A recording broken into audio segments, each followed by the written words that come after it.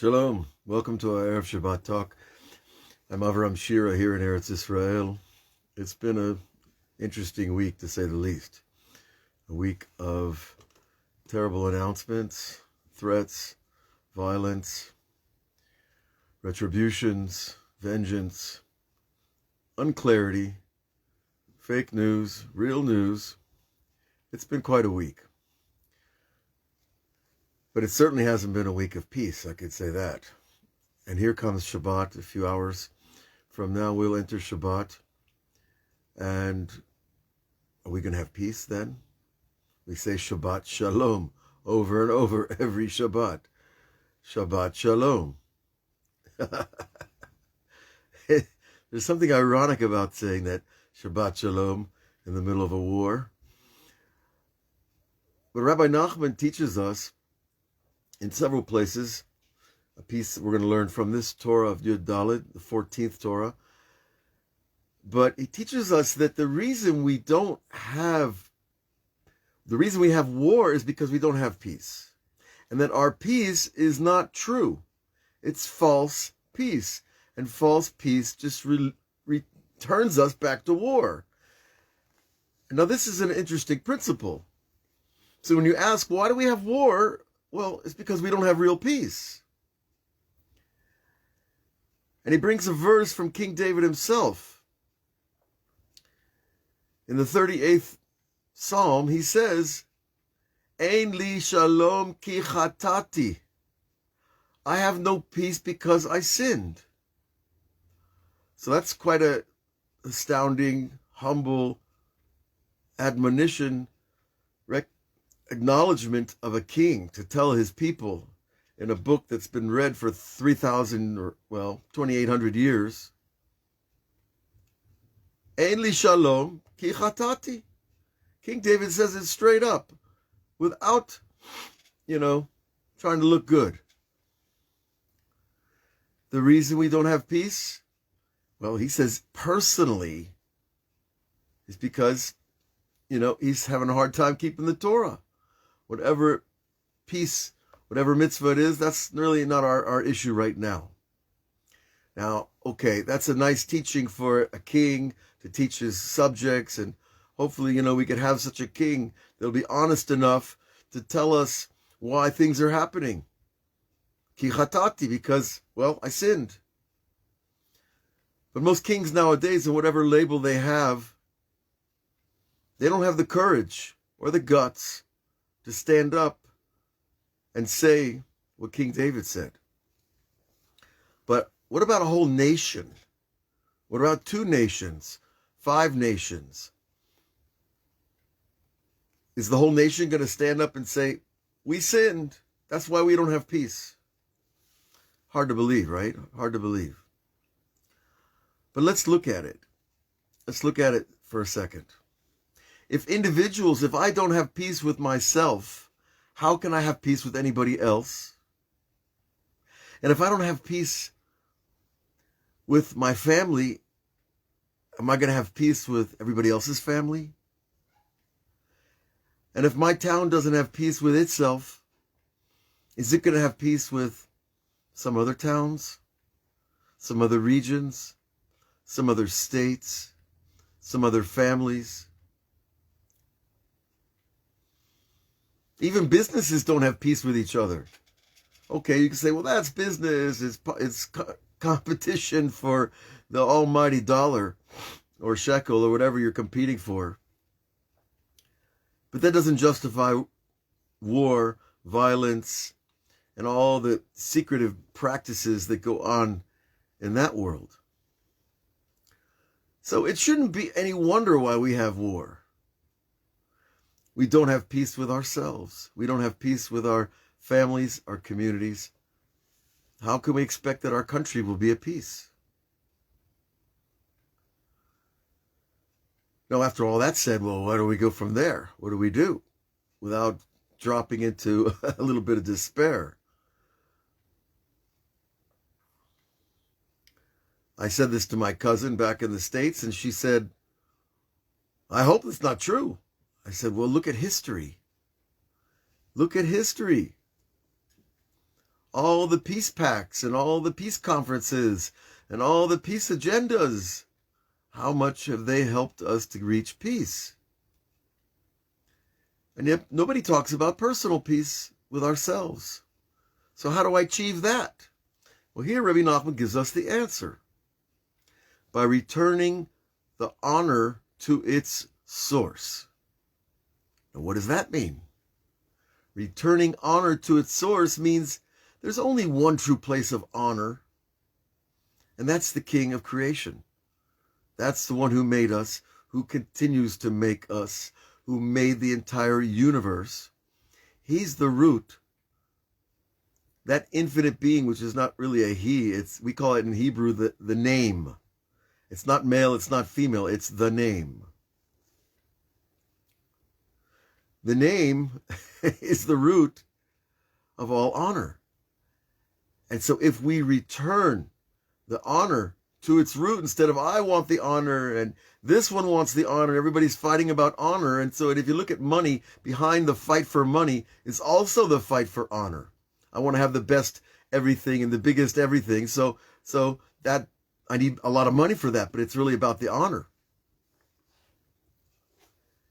And so on and so forth, with houses and businesses and buildings and everything else that people gather and collect to increase their honor, their jewelry, their clothes. It's all about personal honor. Now, is it any wonder that we're not at peace? No, because I don't put the honor in the right place.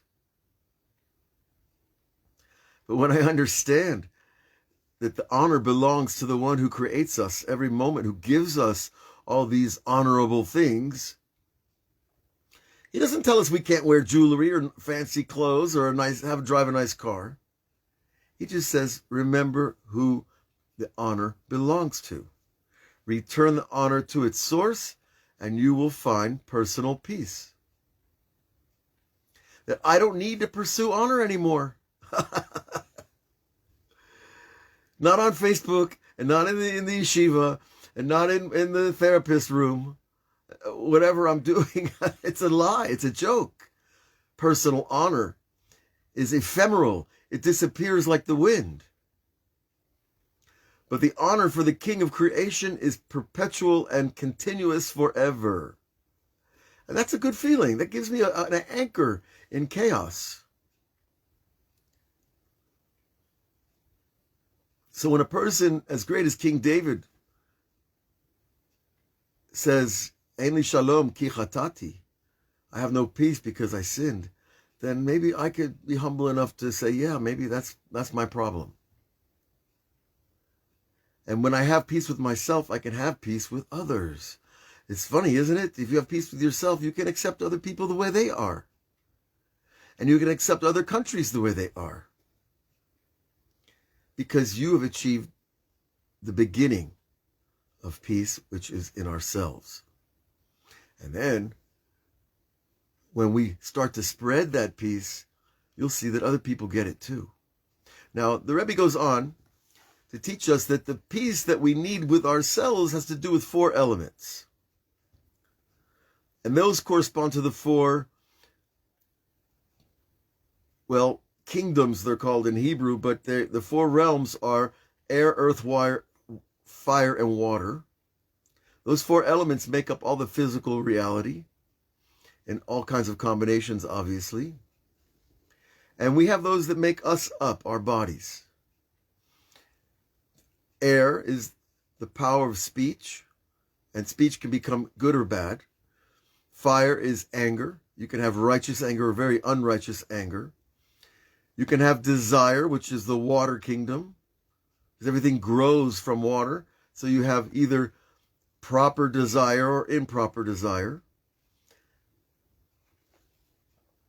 And of course, so those 4 elements just need to be fixed within us, and we'll get to peace. Now, the mineral kingdom, of course, corresponds to the idea of the mineral element is quiet. It's called domem in Hebrew, which means it doesn't speak, but it also doesn't express itself. A mountain doesn't really talk to you, but it's there. It knows what's going on at its own level of soul. because everything has soul according to the Kabbalah. It's just we are a combination of all the souls, the air, earth, water, and fire kingdoms.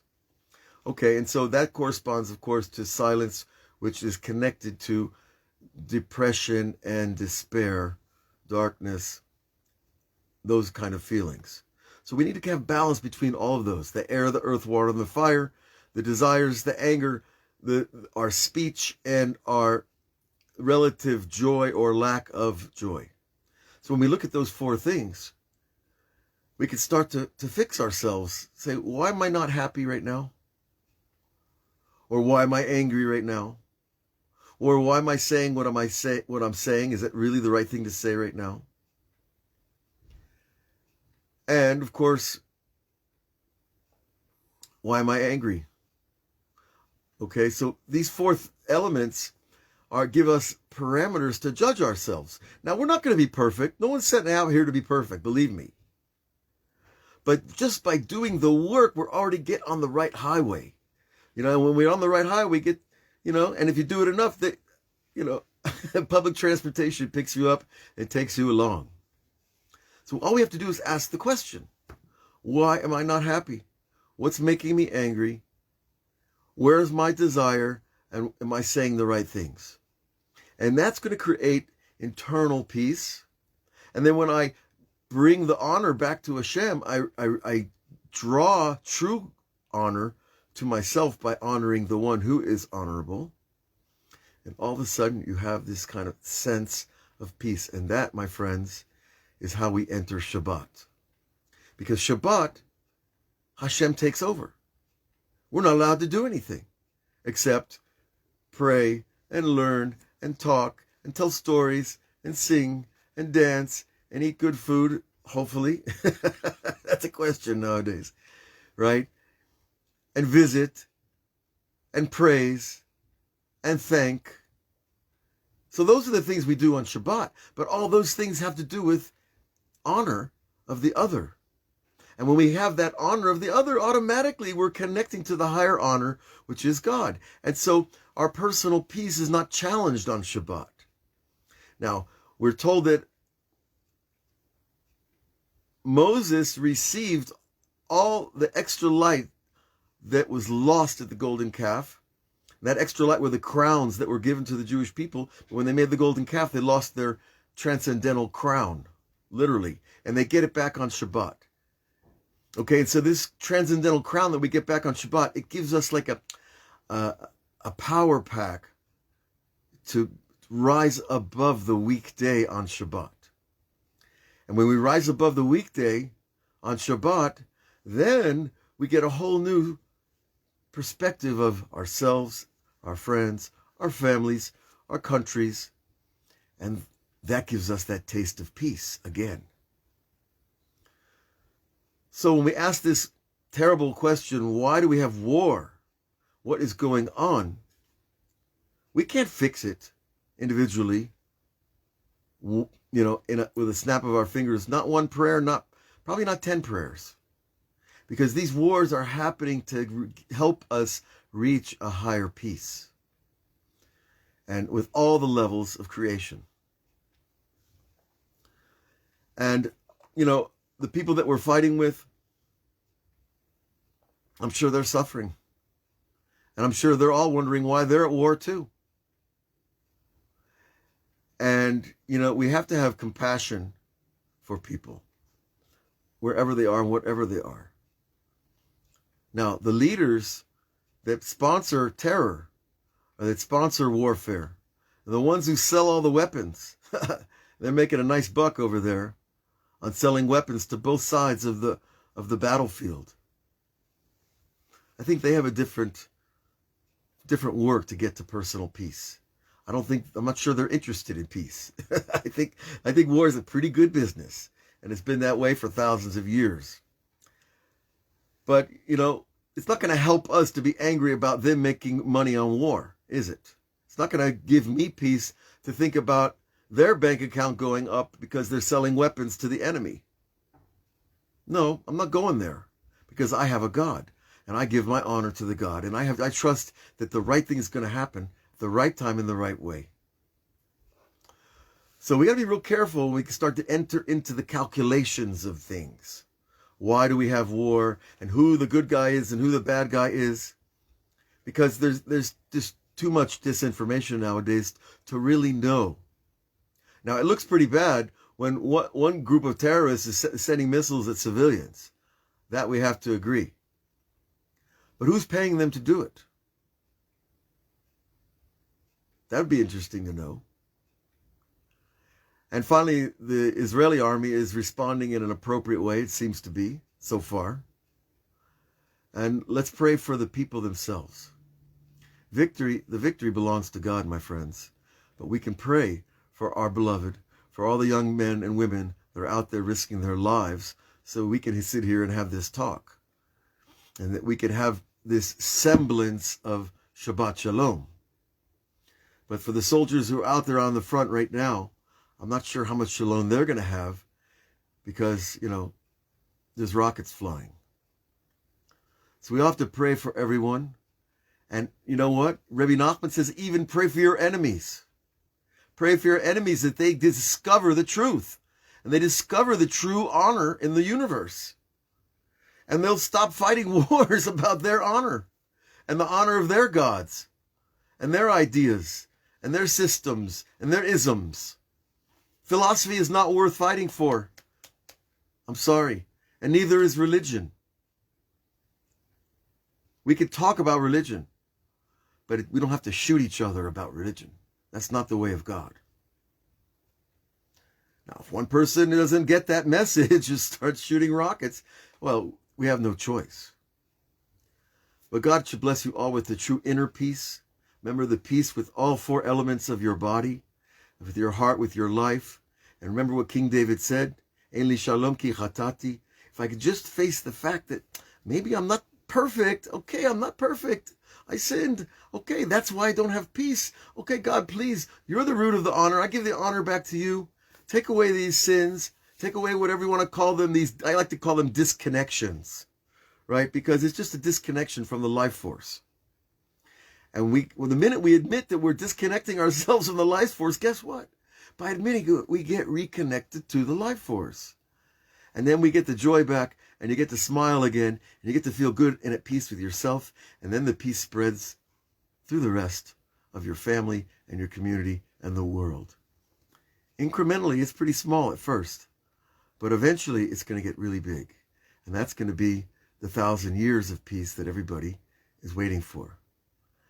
God bless you all. Have a great Shabbat. Look for us on Patreon and all the platforms this week. We'll continue this daily learning of Rabbi Nachman's teachings because he hits the nail on the head every time. God bless you all. Hag Sameach. Have a great Kabbalat Shabbat. And we'll see you next week. All the best.